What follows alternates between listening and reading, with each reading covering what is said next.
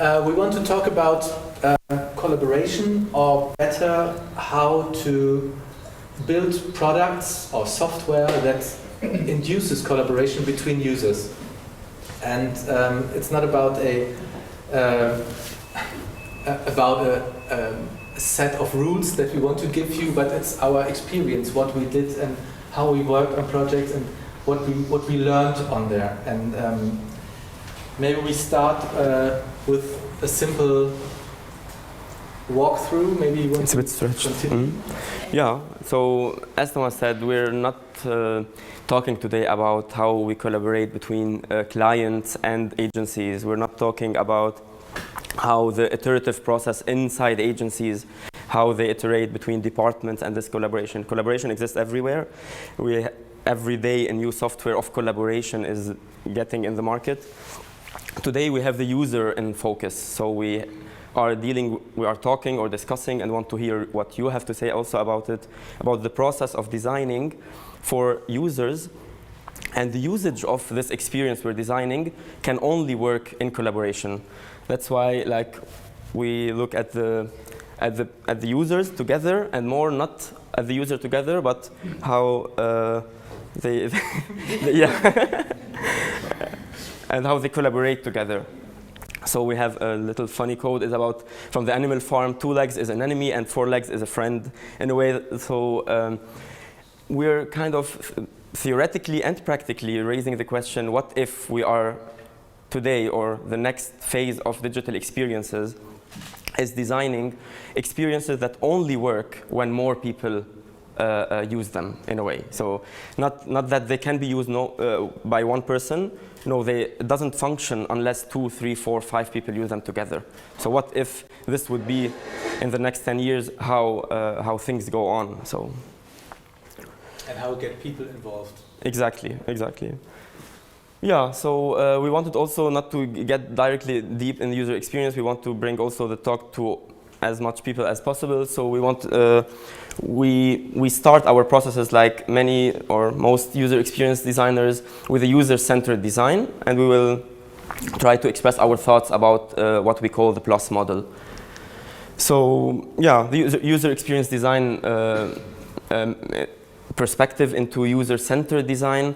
So this is a normal process that most agencies and designers would work with, starting with planning and innovating, reaching the research and understanding more the user, until the heartbeat of the process with design and concept development, and then you adapt it, and here you define all the usability, how that will function, what it is about, and how we bring it to life, until the measure phase, where the validation of the project take place.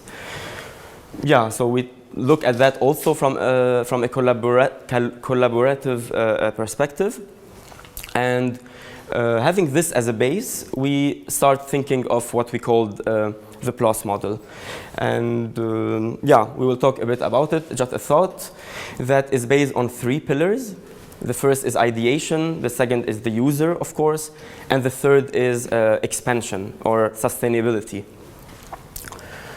Yeah, so first core of this plus model is motivation. Yeah, we believe collaboration is based on motivation. You need to trigger the user in a certain way, so you invite the user to this experience. So usually we think, of course, about ideation, we think about a research phase before the concept, we think about all this. We're not letting go of all these practices, but we're just shedding the light more about the motivation. So when we think about whether we can design for collaboration or not, motivation is the first phase where we focus on. Yeah, we are always thinking of a need that a user has to fulfill, to have a motivation to work with our product, to go into it and do things that are intrinsically coming out of himself. Absolutely, yeah. Yeah, we move to the next core, which is sharing. And here we're not talking about tweet it or tell your friend about it, but we're talking about the character of the user. So what we mean by sharing is that, yeah, we're working on a project and we need to check whether it works that I can design for collaboration. And then I need to check the character of the user. Are the users I'm designing for ready to share? Do they have the character of having a social dialogue? Do they talk? Or openness and exactly. Communication. Exactly.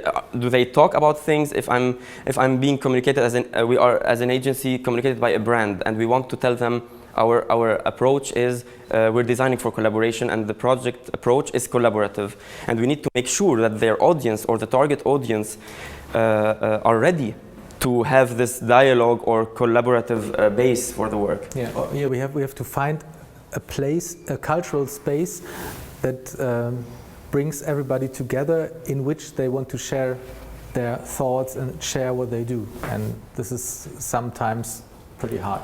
Very hard, and also we understand when the clients or project people that it's risky, because you don't, not anymore in generally in designing for collaboration, you don't expect or assume.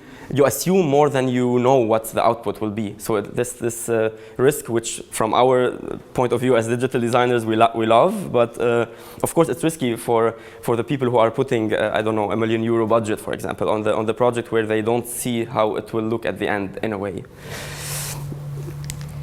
Next thing is the commonality, is understanding and acknowledging or being ready that we are building a project where the people are coming together. So for some clients it might not work, or as we were discussing, is about to find where they meet. So this what they have in common, or where do I want to bring them on together on this platform or this experience.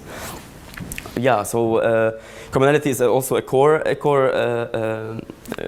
part of this plus model. Yeah, so either I would reduce it to either you know by your research and understanding the user that they have this and this and this in common, or you decide that those people maybe don't have anything in common, and I will bring them into this storyline or this certain function or feature in the project. So, but yeah. But it's very, very important to have the user to underrun a certain process, to become to have a common feeling of being together and doing something together, working on the same idea or working on the same process, to have them build up a maybe temporal community in what they are doing. And this is why this is so important for planning collaborational projects. Yeah, and then the fourth core is diversity, and here not very close to commonality, but in a way a step further is like to understand the user, not what they are doing or will be doing in the experience, but where do they come from. So understanding more, acknowledging the fact that those users are coming from different profiles, from different interests, or yeah, so usually we deal with personas as most user experience designers. And then we have profiles of these people, but understanding that those people are coming together, so a better understanding of the diversity they come from is a key to be able to develop or come up with a concept for this experience.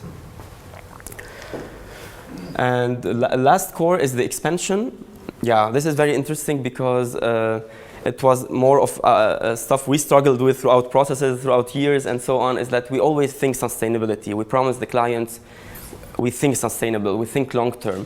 And even while the process in the 75% maybe of the process, we start already thinking this will be in phase 2, or this will be, we will do an update next I don't know, half of the year. Yeah, exactly, and we will do then another version of it. We even think already with clients, and the clients agree with us that we will plan in 2016 a relaunch. But here, designing for collaboration, a very interesting point is seeing sustainability and long-term work as expansion. What do we mean by expansion? Expansion is is that we create an experience which is a self-grower in a way. So it's a growing experience. So in a way, you create it and it evolves by itself and it makes its own relaunches and all of this throughout the usage. While planning it, we anticipate what could happen, or how could certain tasks grow in there, and how do we have to expand the canvas, or how do we have to expand the world we're building up to give them room enough to grow and be able to make it better, or even more detailed, or in there, to put some more in there. And it's not only the planning phase that we think about the expansion, but it's always after the launch that you really have to watch how developments are working out, what impulses are working and which are not, and what direction is the whole thing starting to walk. Totally, and yeah, and by this we have, it's not really clear with the light. Yeah, by this we have this ideation, users, and sustainability pillars, and based on that we have this plus model. And of course this is kind of a thought we're throwing on the table today, so feel free to disagree and agree in 20 minutes or so. And we would like, and we would like to hear your views, really, because it's how we think and how we work and how we would like to work, and it's always, we believe that the digital world, as much as us, we are in a constant evolution or movement. Yeah, a small note that this plus model, of course, is not something that we're saying all the researchers since 50 years or whatever they're doing, we'll take them off, but we're kind of adding this perspective or these spices on these big theories. That's why also when we thought of the plus model, we thought of the motivation in the very much planning phase. When we talk about research and understanding the user, we put the whole user diversity, commonality, sharing under this. In the design and the concept, we brought all the points together because we think already about the expansion while designing. Same thing with adapting and developing the project. And of course, when we think about validation, we already think expansion, expansion, and expansion, because we really believe that the success of a design for collaboration project is proven or validated through the long-term evolving character of the project. So this is only to say that even this is, again, based on the user-centered design. We're not like inventing rocket science or so. This is a project we did a couple of years ago, which is a kind of collaborative work we did. It's called the Mont Blanc World Second, where we built a photo app that has everything a photo app has except for the button to take a picture. So there are certain moments in time where we trigger everybody who has downloaded the app to contribute his image he's doing at the very moment to a global cloud where you can share, and it's a bit pretty dark, share and remix the images with each other, and this is by definition not a collaborative application, but the idea the user is taking part in it is the idea of being together with everybody at the same time. So this is the collaborative part of this, and you have a certain moment in time that is triggered all over the world at the same moment, where you can see in different living rooms and different times and different time zones, and this is what we wanted to say, is that that is not always about the things you do, but the overhead idea that you give the people, that you have the motivation to contribute something, to be in there and do something that grows from contributing or building something up and showing an image.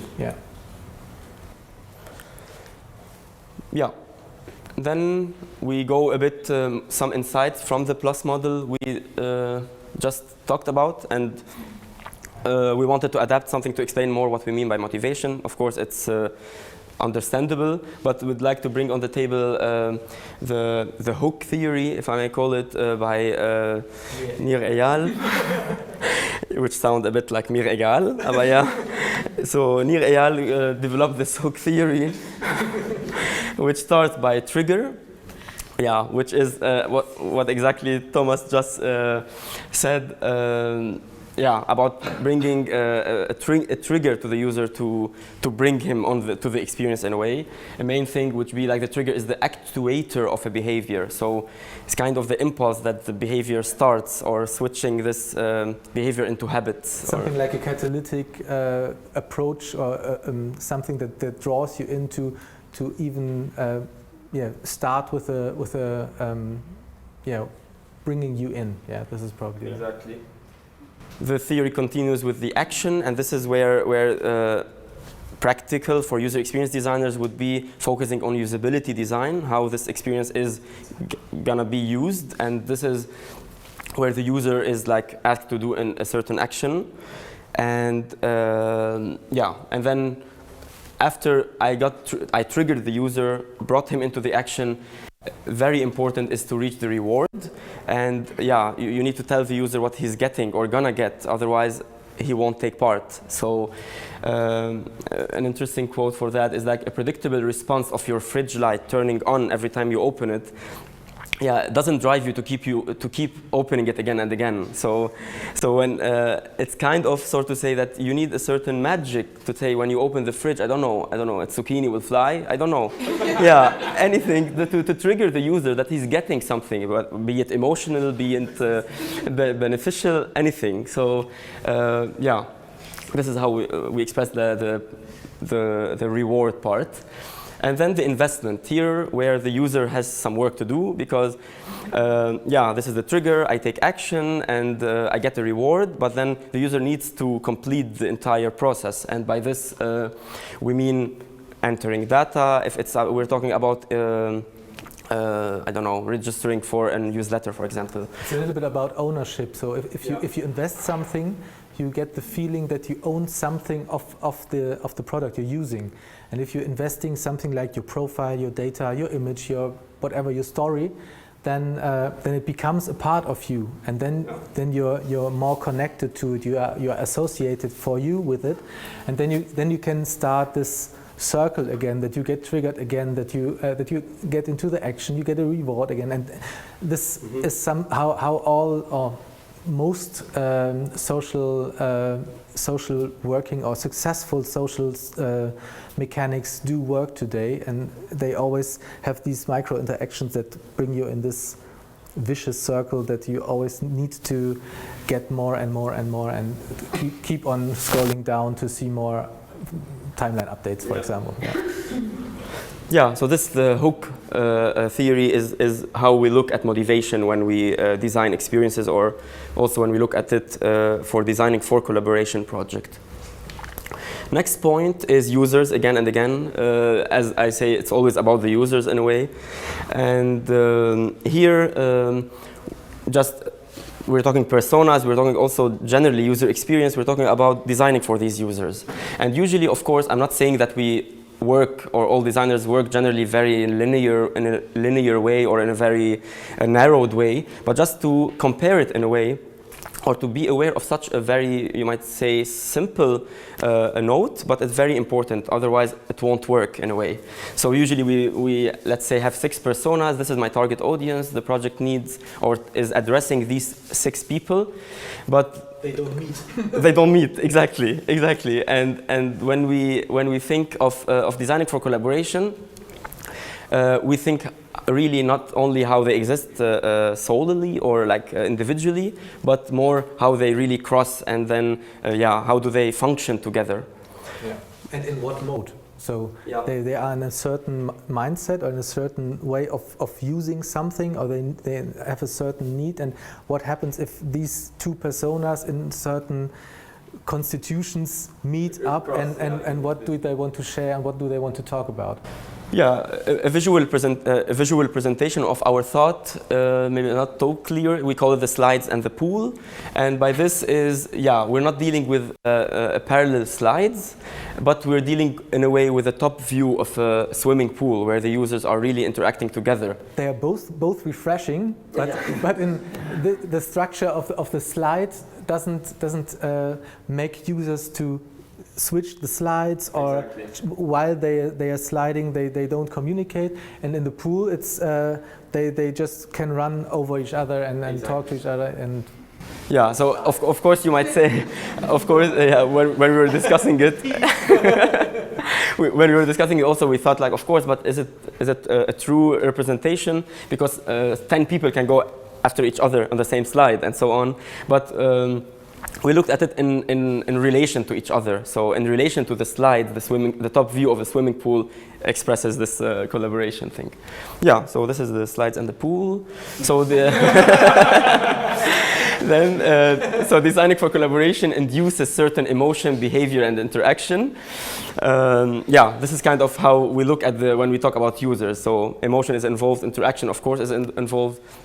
And most importantly, the behavior. How do we want the user to behave, and how the users will behave together.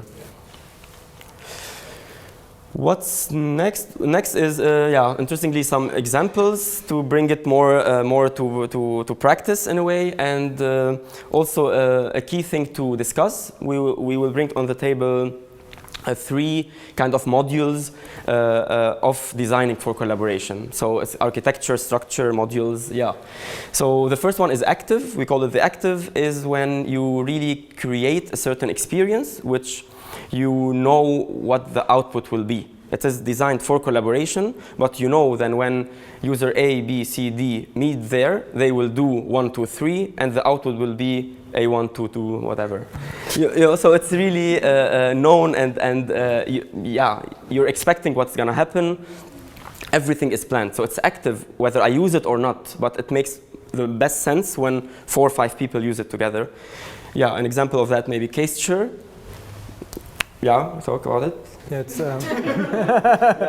I will go on. Yeah. Yes, it's an experiment from us. I think you can let the movie run. Yeah. It's an experiment from us. It's pretty dark. I don't know if you see anything, but it's about it's about gesture interaction. Where we thought about what would happen if you just have a screen and a Kinect thing, and you would approach a screen in a certain way. And this is one application of it. We got 7 of them, and here you have the interaction that you can dig into something latex surface where you can touch it, and you can, yeah, it's really hard to see, you can check on our website, where you can interact together with multiple persons, that you can do forms and build stuff, like if you would play in sand or something, like you would play this, but since it has this rubbery finish, as soon as you leave it stays the same. And maybe this is something for the active position, module, that it's always becoming, or always snaps back to the starting point where you started, so the next interaction would start from that same point, and you wouldn't leave something from you in there. Exactly. You're just interacting for the moment, and then when you're gone, it's a reset. It's a reset. Exactly, and also collaboration wise, it's also that the first interaction. Of course, what we are talking today is about the multiple usage of projects. So this is only an example which exists, and we developed it earlier this year.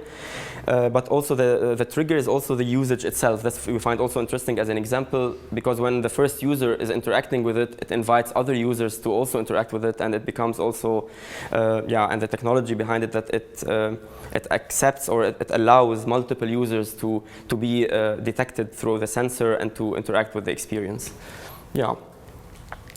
Second module, or is the semi-active, and this is kind of the output is anticipated, but is not 100% known. So it's kind of, you build it and you are sure of everything is working perfectly, but it's like half ready. It's like without the 2 or more users, it doesn't kind of, you don't get the real output that you need. Example of that is an ongoing process. It's in a development phase, as we have Demodern in Köln and in Hamburg. So we developed kind of a wall screen.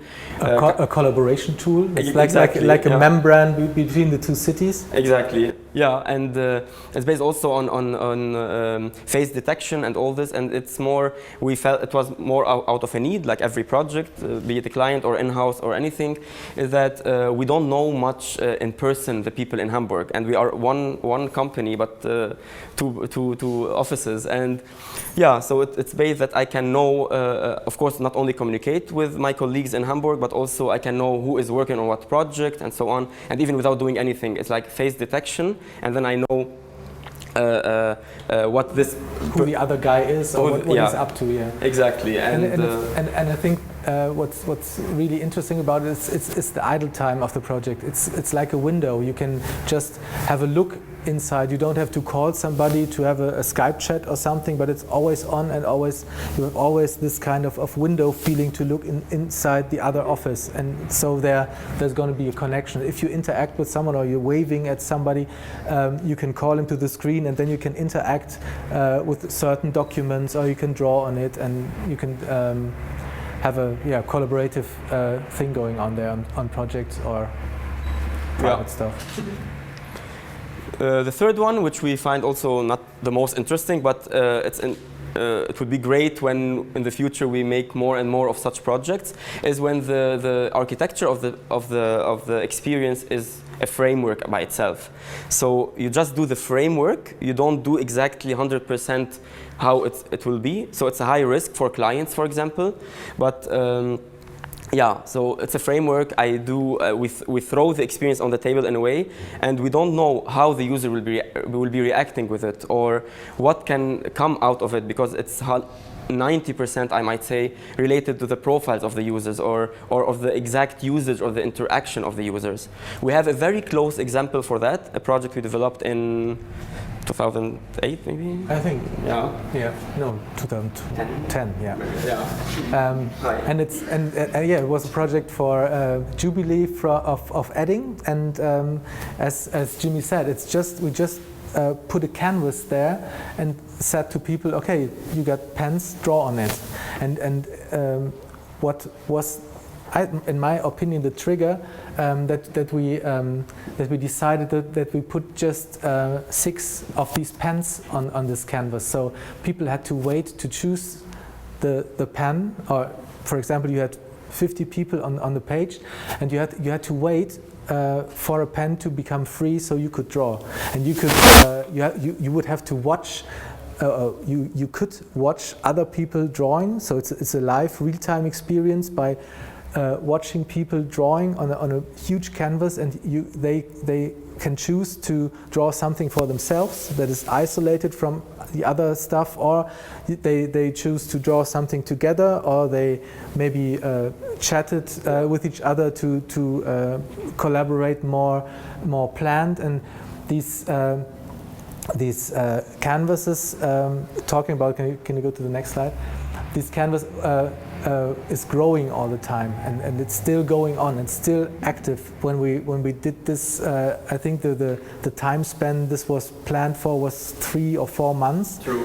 And it's still going on, and we're still expanding the canvas, because the people are still using it, and there are some features that you can share each location on the canvas on Facebook, and if you click on the link, you come back to this very drawing there, and it's a going on process, and it's still working, though it's built in Flash.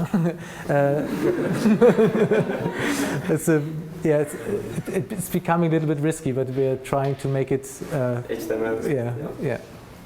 Yeah, so here the major point is about expansion, how it's really the platform becomes a grower by itself. And and also branding note maybe makes sense here, that we didn't, of course the pens are the branding themselves, but it wasn't too much about the logo of the client, so it's really, we brought something that gives to the user, and this is exactly what we were raising the question for. What if brands now yeah, like for example, I have this app with a road movie by Honda, which has nothing to do with Honda. And every time I need to tell some people about it, I forget which even Honda or Toyota did it. But it just gives me the tool to make cool videos. So the question whether really collaboration also function in a way that brands will really budget and support projects that are not dealing totally with buy me or go and order me online and so on, brand communication, but rather giving the users something to do together. So what was good here was that you had, as well to the experience, you had something like a test drive with a pen. So this was connected nicely, but it doesn't have to be this way. You could also have just a cool experience that are of which the brand is the host. Exactly. Yeah. In which the brand is the host. Exactly the point. Yeah. So these are our three first three architecture-based modules for designing for collaboration. We have a very cheesy animation here. Yeah, counts. And this is just to say that it's open for discussion, so feel free to also throw more modules or to even suggest a better version of one of the three, or we will talk about it. Yeah, last point is about data, content, and output. Again, users, but about the data, or So we believe, users' behavior differs majorly, depends on the environment they are in and what role they play. I mean, we live in a digital world where, connect via Facebook and then you get the best experience. Some experiences offer you no access to their experiences unless you connect with Facebook. Exactly, or would you allow this app to access all your data, microphone, live, I don't know, everything. Put this code on your mobile so you enjoy to pair your phone with the computer and have a second screen experience. So we live a lot with allowing data and who I am as a user using this or that experience. So we have kind of two way of interacting, or two type of users. Ones that come anonymous, let me say, or the X user, we can call it the X user. And the other people who have kind of their data profile on their backpack in a way. And this affects two major points in designing for collaboration. On the one hand, the interaction throughout the experience, we are 4 users online on this platform. And the interaction as 4 anonymous people is something. And the interaction of Thomas, Jimmy, Laura, and Rob is totally different, because I know this guy, even by being, they are strangers to me, but I know the names already makes a different behavior impact on the user. That's one, so the interaction itself.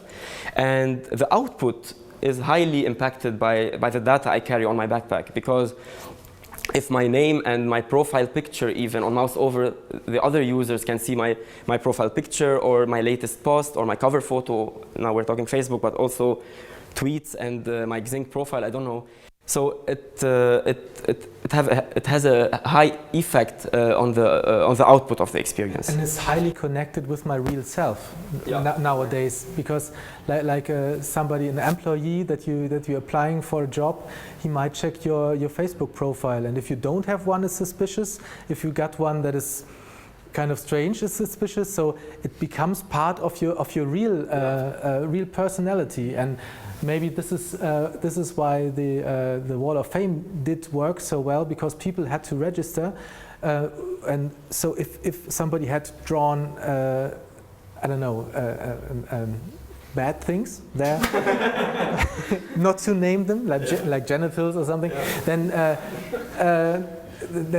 other people would have known who did this, and this is something you can't afford and nowadays anymore. Exactly. Maybe, and this is the next. Yeah, and example of this in adding, some people were really like, I don't know, drawing penises and so whatever on this canvas, and we had also a team which are monitoring what is getting drawn and to making sure everything is ethical and so. But it was very interesting when the users tried to erase it or drawing over it to hide it. That was also a nice insight of collaboration for the good, or cleaning community. Exactly.